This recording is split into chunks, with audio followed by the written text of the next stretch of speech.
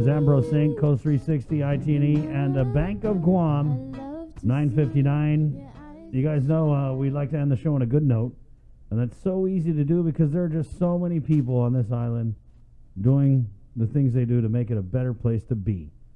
At 9:59, we're going to bring Holly from the Guam Women's Chamber on, and you guys have done a bunch of donations during the COVID, and kind of going through who's been given what. I don't know how we overlooked your organization, but so glad we found you and got you on. As I always say, Chamorro Standard Time, better late than never. And so, Holly, I guess just take us back to the beginning and walk us through some of the great things you guys have done during the pandemic. Sure. Thanks, Chris. It's so great to be on right now. So good morning to you both. Good morning. And we've been doing a lot with the Guam Women's Chamber of Commerce, of course, throughout this entire pandemic. And one of the things, we had to really look at when all this was going on and happening, especially in the beginning, was how can we give value, right? How can we continue to expand our mission and our vision and give value? And how can we do it with immediate action? So one of the things that we looked at was giving mini grants, and then we're like, that doesn't really fit our mission right now and our, what we're looking at doing. But one of the things that we can do is to go out, connect with other people to get funding for our members. We also did a survey to see what they needed. And one of the things that they needed was PPE,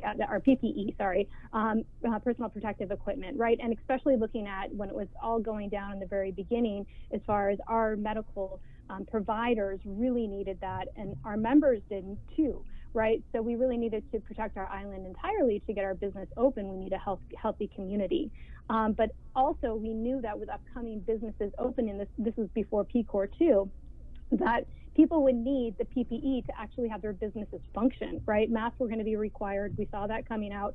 We saw the sanitary equipment that needed to be required. So we really wanted to say, how can we help so businesses can open and be prepared?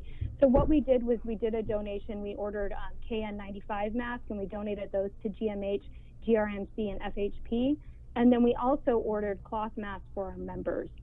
So we ordered 800 K95 masks and 300 cloth masks for our members to really be able to offer that out and just to be able to promote safety on Guam, so our economy and our community could really open. So that was one of the main drivers that we did in the beginning. And of course, throughout this time, we've been holding virtual meetings. We've been having a lot of those. We actually have something coming up this Friday that might be of interest to people, and this is in partnership with the Rural Development Department of Agriculture and the Guam Chamber of Commerce. And that's a town hall on the National Rural Lenders Association. So they basically have $1 billion that is set aside for loan guarantees for rural business and egg producers. So this Friday at June 19th at 9 a.m., we're going to ask them how we can tap into that as an island. So that's something if people are interested in looking at that. So we've been doing a lot of these, bringing together different providers, bringing together different partnerships to really offer more funding and more resources for people on Guam. Well, also, before we let you go, I just wanted to give you a congratulations and thank you for your help with regard to the child care facilities. I know that the Guam Women's Chamber of Commerce has been active in discussions with daycare facilities and the need to get them reopened. And albeit it's only 25% occupancy rate at this point, but just thank you for your work on getting this to come to fruition. Yeah, you're so welcome, and I'm glad. I wanted to circle back to that because I know that was the last discussion we had, and I appreciate you guys too for bringing that to the forefront. And I just appreciate the Guam Child Care Association for being very, just prepared, and they met with the physicians group, and they were able to really come to an agreement on how to open child care on Guam. So that happens today, at 25%, like you said. So I know that they, the business owners are super excited about it. The parents are really excited, that really need to get back to work, or even if they're working from home, they need to concentrate on their work, So it's just a total 360 on how amazing this is going to be for our island to really help people. And just the kids are excited too, right? So there's definitely stipulations, there's guidelines, there's safety.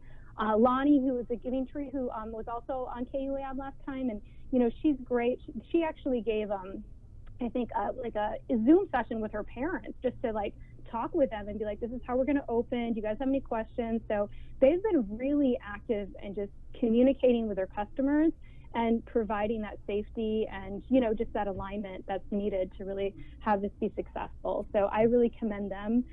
for their activity and making this happen. All right. Absolutely. Yeah. Well, again, thanks, Holly, for everything you guys have been doing during. Yeah, we just wanted to bring you on and recognize the good work that you've done, and we'll name you our COVID heroes for the day.